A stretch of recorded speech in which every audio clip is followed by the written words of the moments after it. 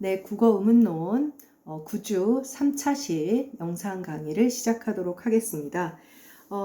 상관 2차 시에서 이제 상관과 상관관계, 상관상, 상관표지를 배우고 한국어의 평음, 경음, 유기음이 상관관계에서 삼지적 상관속을 이룬다라는 이야기를 배웠습니다. 그 얘기가 교재 124쪽에 중간 단락까지 이어지고 있고요. 그 다음에 이제 상관만큼이나 중요하고 실제로 그 한국어의 음절말에서 나타나는 이제 우리가 흔히 앞서도 이야기했지만 뭐 말음 법칙, 끝소리 규칙 등등에서 이제 중화라는 용어도 사용했죠. 그 개념과 관련되는 중화에 대해서 살펴보도록 하겠습니다. 그래서 보면 124쪽의 중간 단락입니다. 한국어의 자음 체계를 설정하는 또 한 가지 중요한 개념이 바로 중화, neutralization이라고 하는 개념입니다. 뭐 우리가 일반적으로 쓰는 그 중화의 개념과 반드시 일치한다라고 하는 것은 아니에요. 그렇진 않고 음운론적으로 중화의 개념은 특정의 그 어떤 소리의 위치, 분포 위치에서 변별력, 서로 변별되었던 두 음소가 변별력을 잃어버리는 경우를 이제 흔히 중화라고 일반적으로 봅니다. 뭐 이런 개념, 이런 식의 개념이 아니라고 볼 수도 있기는 하지만 네, 일단은 일반적으로 그 중화의 개념을 그렇게 설명을 하고 있습니다.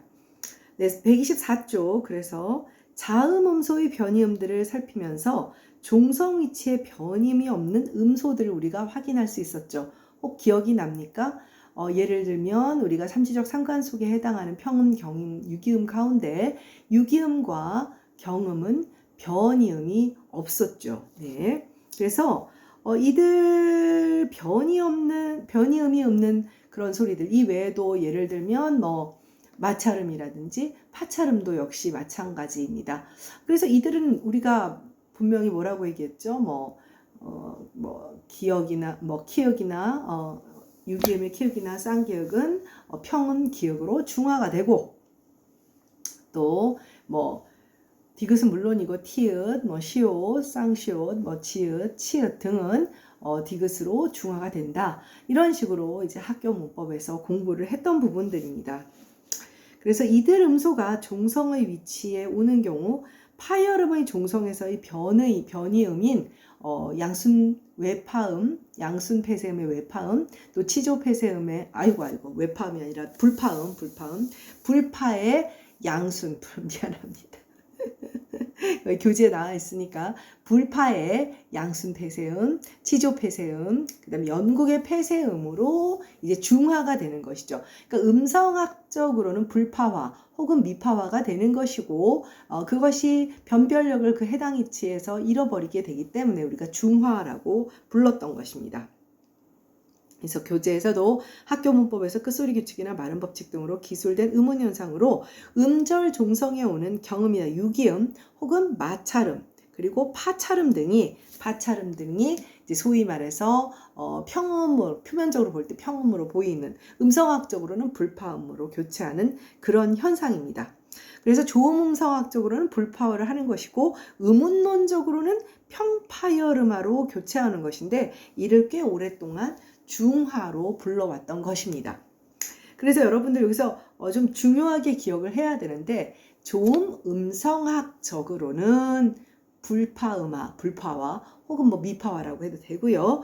음운론적으로는 이제 평파열음화 혹은 평폐쇄음으로 실현이 되는 거죠. 우리가 학교 문법에서 흔히 말하는 것은 부억할 때 기억은 기억으로 중화됐다. 이렇게 이제 배웠던 것이니까요. 그래서 결론적으로 앞서 말했다시피 끝에서 교재 124페이지 끝에서 셋째 줄 변별적으로 기능하던 두 음소가 그 기능을 상실하는 현상을 중화라 부르고 그런 중화가 일어나는 위치를 Position of Neutralization, 중화 위치라고 합니다. 자, 한국어에서 중화가 일어나는 중화 위치는 음절 말음의 종성의 위치가 중화 위치가 되어서 그 해당 위치에서 유기음이나 경음이나 마찰음, 파찰음들이 변별력을 잃어버리게 되는 거죠. 그리고 이 두 음소의 공통된 변별적 자질의 총체를 원음소, 아키포니, 원음소. 자, 아키라는 말은 원형이라는 뜻이잖아요. 원음소다. 그러니까 이 원음소라고 하는 개념은 무엇이냐면 굉장히 좀 추상적이라고 할 수가 있습니다. 그래서 두 음소의 예를 들면 여기서 핵심적인 것은 뭐냐면 이 원음소는 그렇다면 원음소가 평음 혹은 음운온조로 평음, 음성학적으로 불파음인 뭐 간단히 말하면 문자로 말하면 비읍, 디귿, 기역이냐? 그럼 얘가 원음소냐? 그거는 아니에요. 그건 아니에요. 그러니까 이 원음소의 개념은 그 평음에 해당하는 것, 유기음에 해당하는 것, 경음에 해당하는 것들, 그 각각의 우리가 소위 말해서 삼지적 상관소 혹은 마찰음이나 파찰음들이 해당 위치에 치조, 미파, 폐쇄음으로 변화할 때 공통된 속성들 있죠. 공통된 그 속성만을 그 공통된 여기부터 124페이지 하단에 나와 있죠. 공통된 자질들만의 총체로 이루어진 것이 원음소다. 그러니까 결론적으로는 좀 더 추상적인 개념입니다. 그래서 125쪽에 이 부분에 대해서 좀 정리를 해놨는데 중화 위치에서 두 음소의 어느 쪽과도 동일하지 않은 제3의 소리를 원음소의 실현이라 하고 중화는 두 음소 사이뿐 아니라 그러니까 이 중화는 결과적으로 이들 그 음소들의 원음소의 실현이라고 보는 거예요. 그러니까 사실 이게 뒤에 가보면 뒤에서 우리가 음운 과정을 설명을 할 때 평파열음화로 이제 배우게 돼요. 그러니까 평음으로 음성학적으로는 불파음, 그 다음에 음운론적으로는 평파열음으로 실현된다라고 보지 원음소로 실현된다고 보지는 않거든요. 그러니까 이 원음소 개념이 사실 중화라는 용어를 쓰는 것보다 원음소라는 개념을 사용하는 것이 훨씬 더 사실 여러분들도 지금 그 원음소가 도대체 평음에 해당하는 것들과 어떤 차이가 있느냐라고 얘기하는 것이 굉장히 어려워요. 쉽게 변별이 안 되는 문제라 그런 부분이 있어서 최근에 그 음운론 논의에서는 중화라는 용어를 좀 쉽게 사용하지 않고 학교 문법에서도 이제 끗소리 규칙이나 말음 법칙 등등으로 좀 그러니까 이 개념을 원음소 개념이 좀 추상적이고 애매하다 보니 원음소와 관련되어 있는 중화와 중화 위치를 설명하기가 좀 꺼려지는 것이죠. 그래서 뒤에서 배우게 되는 평파열음화는 원음소로 실현된다라는 얘기는 아닙니다. 네. 네, 그리고 중화는 두 음소뿐 아니라 둘 이상의 음소 사이에도 등성할 수 있고 우리 현대 한국어에서 나타난 음절만에서 특히 미파 치조 그러니까 미파음의 치조 폐쇄음, 소위 디귿으로 중화되는 소리들은 굉장히 많잖아요. 그러니까 두 음소 사이가 아니죠. 두 음소 사이의 1대1 대응의 관계가 아니죠. 네, 이러한 개념은 어디서 나왔냐면 유럽의 프라그 학파, 프라하라고 하는 우리가 음소 설정의 기준을 이야기할 때 최소 대립상은 프라그 학파의 개념이고 상보적 분포는 미국의 구조주인 블룸필디안 학파의 개념이다라는 얘기를 했는데 그때 얘기했던 프라그 학파 이제 그 기능주의자들입니다. 사실 이제 여기에서 중화라든지 상관관계도 일종의 음소의 대립관계, 음소의 대립관계는 결국 의미 변별의 펑셔널리즘, 기능을 확인하는 그런 과정이거든요. 네. 어찌되었던 프라그 학파에서 만들어낸 개념이고요. 이게 이후 미국 구조주의나 생성음운론, 이제 노암 촘스키의 우리가 앞에서 그 변별적 자질 중에 모리스 할레와 노암 촘스키의 사운드 패턴 오브 잉글리시 SPE에서 주로 사용하게 되었던 그런 개념들에서도 중요한 개념으로 수용되어서 논의되게 됩니다. 일단은 이게 이제 결과적으로는 1970년대 거의 80년대까지 중요한 개념으로 논의가 되었는데 거기서 논의되었던 원음소의 개념과 중화의 개념을 한번 이제 소개한 그 개념을 한국어의 예는 아니지만 이게 구체적으로 어떤 개념인가 왜냐하면 우리 중화의 예는 음절말 중화의 예는 또 조금 상황이 다르거든요. 한번 살펴보도록 하죠. 여기에 보면 125쪽에 125쪽에 1, 2, 3번의 예를 한번 살펴보도록 하겠습니다. 첫 번째는 impossible이고요. 그 다음에 두 번째는 indeterminate이고 그 다음에 3번은 incongruous라는 그런 단어입니다. 여기에 보면 부정의 의미를 나타내는 im과 두 개 in이라고 하는 그런 형태가 있습니다. 그런데 여기에 특히 3번 같은 경우는 표기는 in이지만 실제 발음은 incongruous가 되죠. 왜냐하면 뒤에 오는 소리가 K, 영국의 음이니까 그 영국의 음 때문에 앞에 오는 소리가 영국의 비음으로 조음이치 동화가 된 거예요.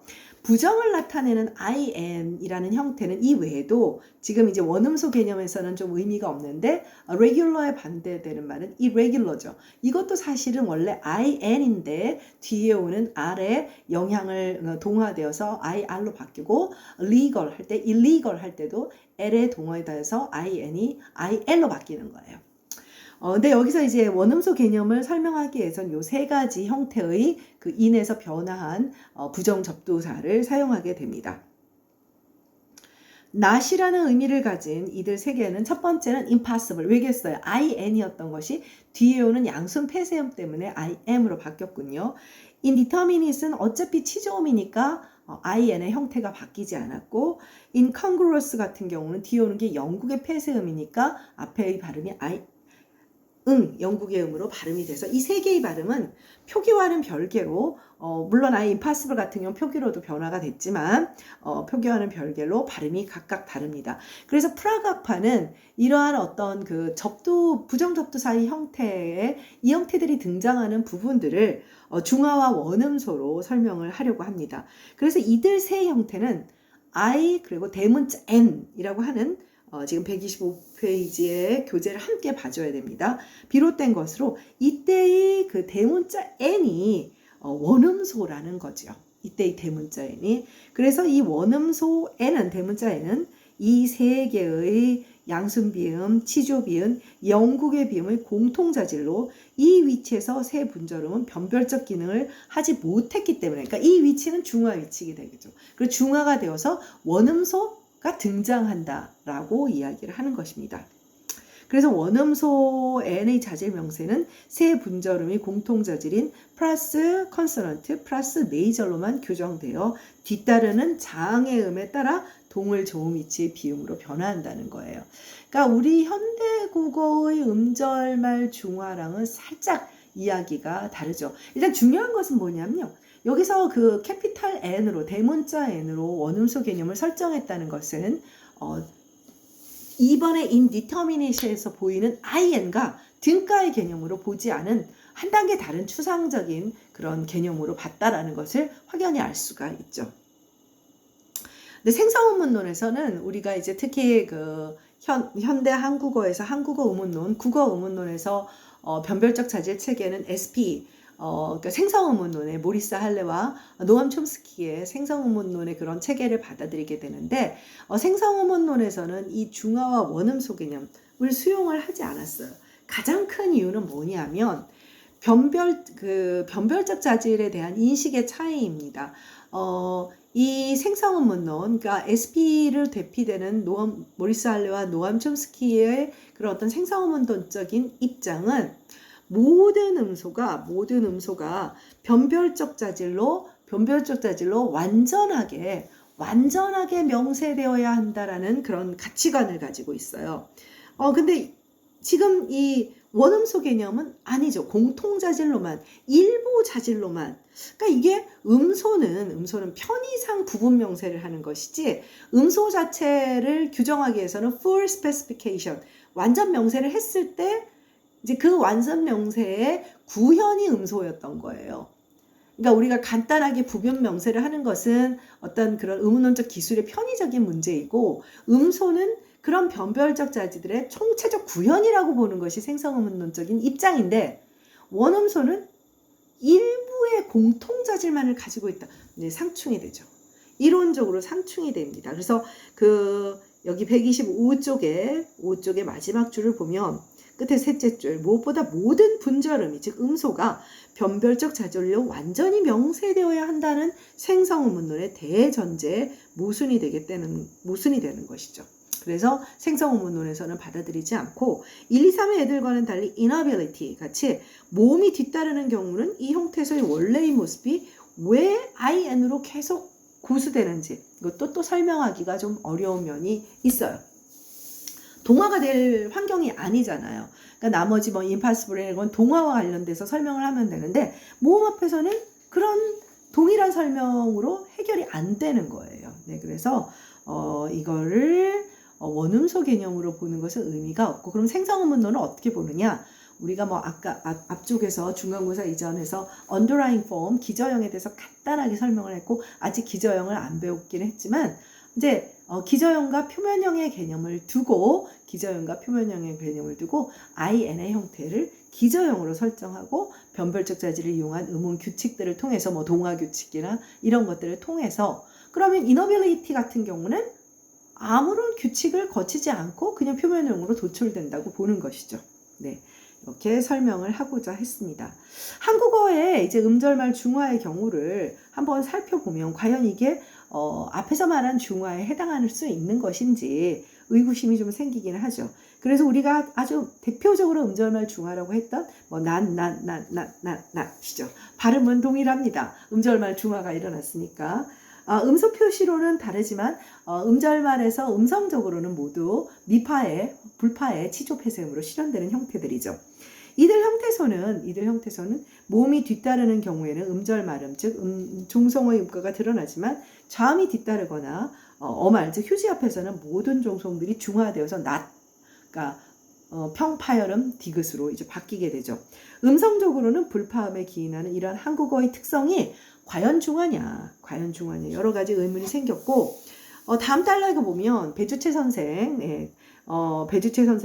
같은 경우는 이거는 중화가 아니라 특정 음소가 불완전 분포를 하는 것이다.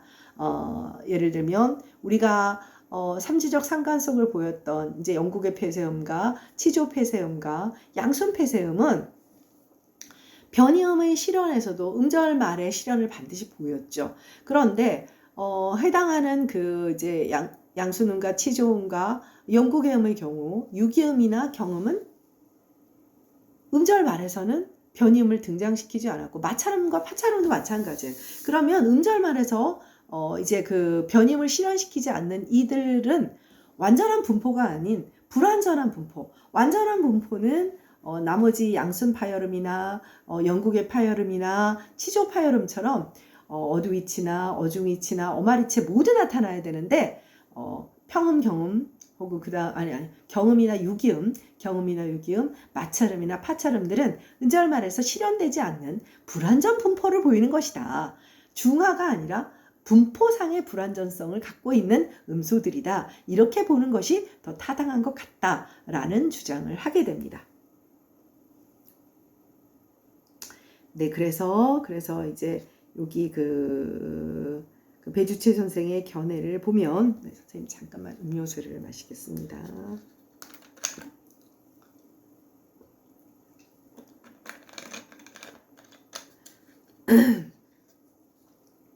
그래서 음절말 종성의 비읍으로 중화되었다라고 보면 이제 어떻게 돼요?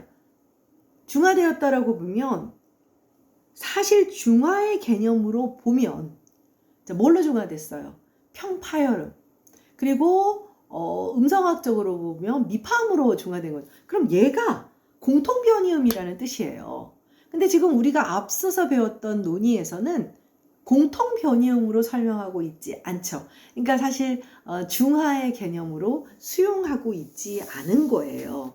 자, 공통변이음이 되어야 돼요. 만약에 원음소와 중화의 개념들이라면. 그런데 이 경우에 이 미파음, 즉 불파음을 평음의 한 변이음으로만 기술하고 있잖아요. 혹시 까먹은 친구들을 위해서 교재 앞쪽으로 다시 돌아와 보면 119쪽을 한번 보세요.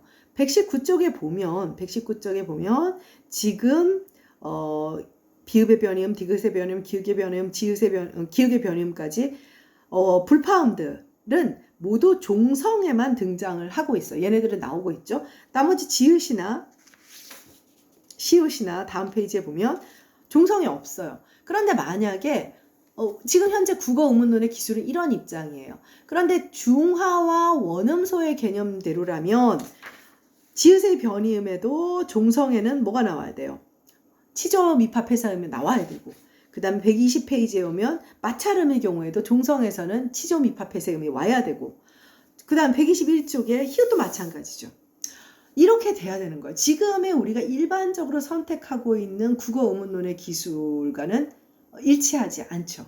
그러니까 사실 이렇게 된 데는 중하의 개념이 한국어에 적합하지 않다고 해서, 이렇게 말하자면 일종의 이제 좀 폐기까지는 아니에요. 폐기까지는 아니에요. 선생님도 그 용어를 사용하기 때문에 폐기까지는 아니지만 변이음의 개념에서는 좀 논외로 하고 있는, 빼고 설명을 하고 있다는 것이죠. 그래서 지금 현재 미파폐에서는 앞쪽에서 보다시피 평음의 한 변이음으로 한 기술을 하고 있어요. 편이음을. 그러니까 양순폐세음, 양순파열음, 그 다음에 치조파열음, 영국의 파열음의 변이음으로만 보고 있는 거죠.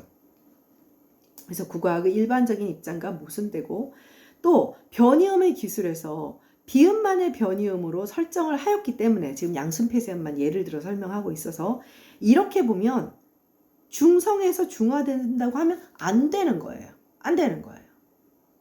그러면 모든 논의가 자, 잘 생각해 보세요.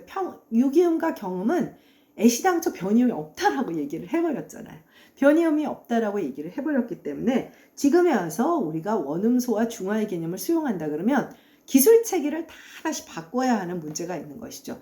어느 것이 더 타당하냐라고 한다면 사실은 이 원음소 개념이 사실 80년대 이후에 중화보다 원음소 개념이 더 문제였거든요. 그래서 굳이 말한다면 원음소보다는 이제 기저형을 사용하고, 중화라는 용어는 부분 다른 의문론 책에서도 볼 수는 있을 거예요. 좀 부정하게 사용하는 것이지만 원음소 개념은 아마 쉽게 여러분들이 찾아볼 수는 없을 겁니다. 따라서 어떤 음소의 경우에 일부의 환경에서 출현하지 않는 일종의 분포 제약을 가지는 불완전 분포를 보인다고 설명하는 것이 더 타당하다고 이제 본 거예요. 그래서 이 입장 차이를 정리를 한번 해보면, 중화로 기술하는 입장에서는 종성에서 즉 모든 미파폐셈으로 중화한다. 그런데 선생님이 이런 얘기를 했죠. 한국어의 의문론 기술에서는 지금 우리가 아직 안 배웠어. 의문과정에서 평파열음화라고 얘기를 할 거예요. 사실 이런 입장도 취하지 않아요. 왜냐하면 앞서 말했다시피 쌍디읍 피읍, 즉 경음과 유기음은 변임이 없다고 얘기를 했기 때문이죠. 그러나 중화로 기술하는 입장이 이렇다는 것이고요. 이렇게 보는 경우 새 음소가 종성의 변이음, 즉 미파폐셈을 공통으로 하고 있다라고 얘기가 되는 거고, 그리고 결과적으로 이 미파폐셈이 원음소처럼 취급이 되어야 되는 거예요. 따라서 이 위치에서 새 음소는 변별되지 않는다는 것은 분명하죠.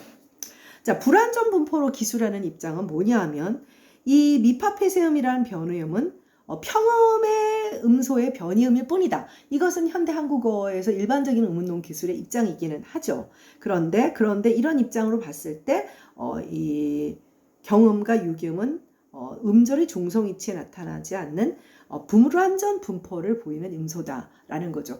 구태여 본다면 현대 한국어의 입장은 약간 2번에 가까워요. 2번에 가까운 입장이긴 하지만 불완전 분포라는 용어를 더 강력하게 쓰고 있지는 않아요. 그래서 밑에 단락을 함께 보면, 사실 중화라는 개념에서 문제가 되는 것은 중화 자체보다는 원음소라는 개념이 지니는 추상성이 큰 문제가 돼요. 그래서 음절말 그 중화라는 개념을 일반적으로 쓰던 시절에도 원음소라는 개념은 쉽게 수용이 되지 못했어요. 그렇다고 불완전 분포로의 해석이 음성의 불파음화를 의문론적으로 타당하게 설명해 주는 것은 아닌 것 같아요. 그래서 평폐쇄음화나 평파열음화라는 용어가 좀 더 일반적으로 쓰이고 있어요. 사실 배주채 선생이 제안한 거예요. 평파열음화나 평폐쇄음화라는 용어가 배주채 선생이 제안한 것이고, 이 용어가 그 한국어 의문론에서 아주 자연스럽게 중화라는 개념을 대체해서 사용을 했는데, 본인의 이 평파열음화와 평폐쇄음화를 좀 더 보완하기 위해서 2018년에 이제 개설책에서 개론서에서 불완전 분포라는 개념을 가지고 설명을 하려고 했던 부분이에요. 근데 굳이 불완전 분포라는 얘기를 할 필요는 없을 것 같다는 생각이 들고요. 거기에 각주 2번에서는 그 김모림 선생이라는 분이 불파음화라는 용어를 사용하는 것이 더 낫지 않느냐 이런 주장을 했는데, 앞서 선생님이 강조했던 바와 같이 불파음화나 미파음화는 조음음성학적인 용어이기 때문에 의문론적인 용어로는 적합하지 않아서 의문론적인 용어로는 평파열음화나 평폐쇄음화를 쓰는 것이 더 타당하다고 보여지고, 일반적으로 지금 많은 국어 의문론 책에서는 그렇게 수용하고 있습니다. 네, 3차시 수업은 여기서 마치고 4차시 수업에서 자음체계 좀 살펴보고 이번 주 차를 마감하도록 하겠습니다. 수고했습니다.